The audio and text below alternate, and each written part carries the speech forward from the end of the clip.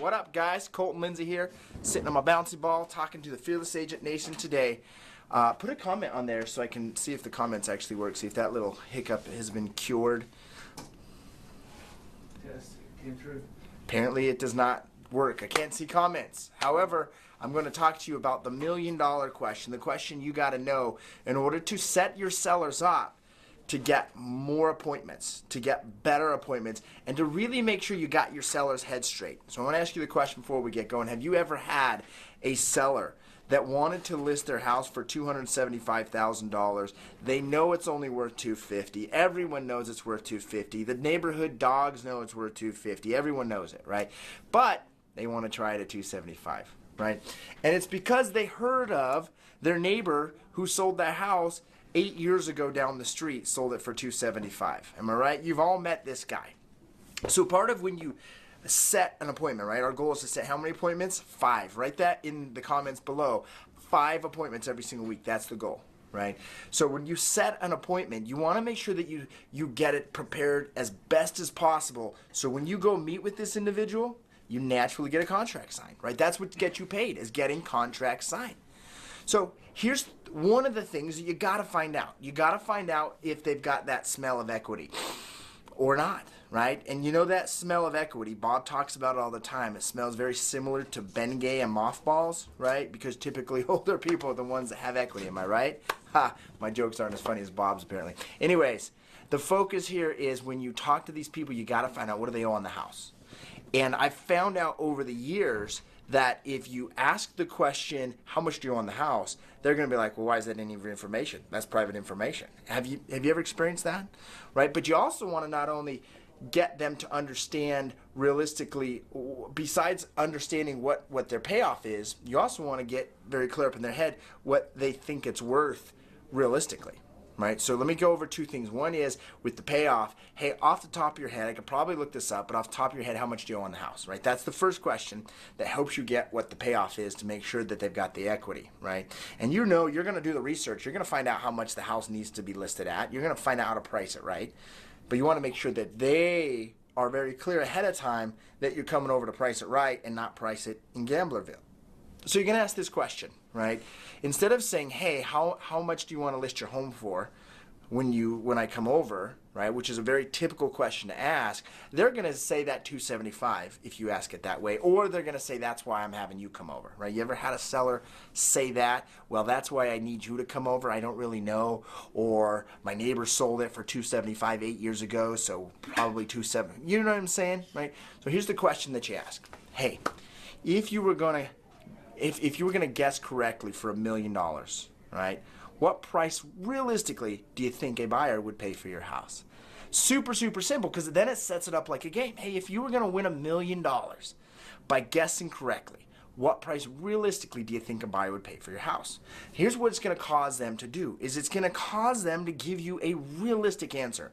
Not the $275 number that the neighbor sold his house for 8 years ago, but they're going to sit back and they're going to say, you know, I think a buyer, if I was going to win, and they're running through this in their head, if I was going to win $1 million to guess correctly, I bet they'd pay $250 for my house. Yeah, I'd pay $250, right? That's the conversation they're having. So then they say $250,000.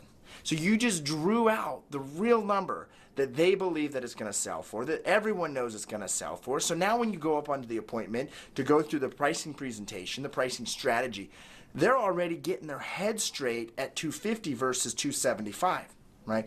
The other answer you might get is this: hey, if you're gonna win $1 million by guessing correctly, what price realistically do you think a buyer would pay? You might hear this answer: well, I don't know. I just don't know. That's why I'm having you come over. You ever heard that? I just talked about it a second ago, right? If you haven't heard that, that means you don't prospect enough. It means you don't set enough appointments yet, because you will hear it, okay? So what's the goal? Set 5 appointments, go on 3, sign 1. And when you get on those 3, you want to make sure that those 3 are set up with reality sellers, people that are not gamblers, people that are not insane, but sane, normal, nice people. And if they give you the response, well, I'm not quite sure, that's why I'm having you come over, which is a very typical response you'll receive. You say, well, if you did know, let's pretend you did know, right? Let's pretend are 2 moneymaker words, right? So you ask the question, they say, I don't know, that's why I'm having you come over. Well, let's pretend you did know. Let's just say, pretend you did know. They'll say, well, you know, $249,362.74.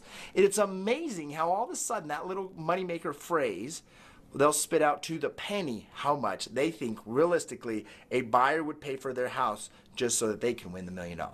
Right? So recap, the $1 million question is, if you were going to win $1 million by guessing correctly, what price realistically do you think a buyer would pay for your house? They're going to say 250 or whatever that number is. If they say, well, gee, I don't know, that's why I'm having you come over. Well, let's pretend you did know. What would you say? And by the way, just a side note, you can use that same phrase with your wife or your spouse.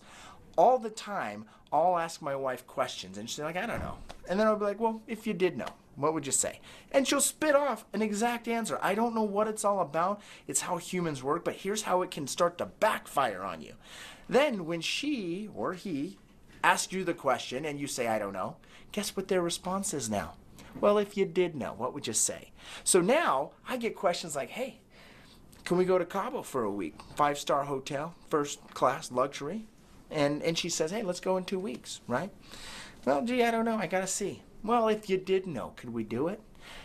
Now that sells right there. Be careful, guys. One of the challenges you're going to face is when you start getting rich from using the Fearless Agent sales system is your spouse is going to want to spend a lot more money. In fact, let me tell you the story. I actually had my credit card stolen a few weeks ago. My credit card was stolen. And how did I notice? Well, I was seeing these different charges, places I wasn't used to, because everything pops up on my phone, right? So I called the credit card company, and as we started analyzing it, they said, hey, do you want me to cancel the credit card and issue you a new one?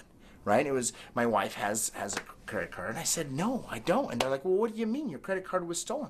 I said, I know. Let them keep it. They're spending less than my wife is. Am I right? Is that really how it goes?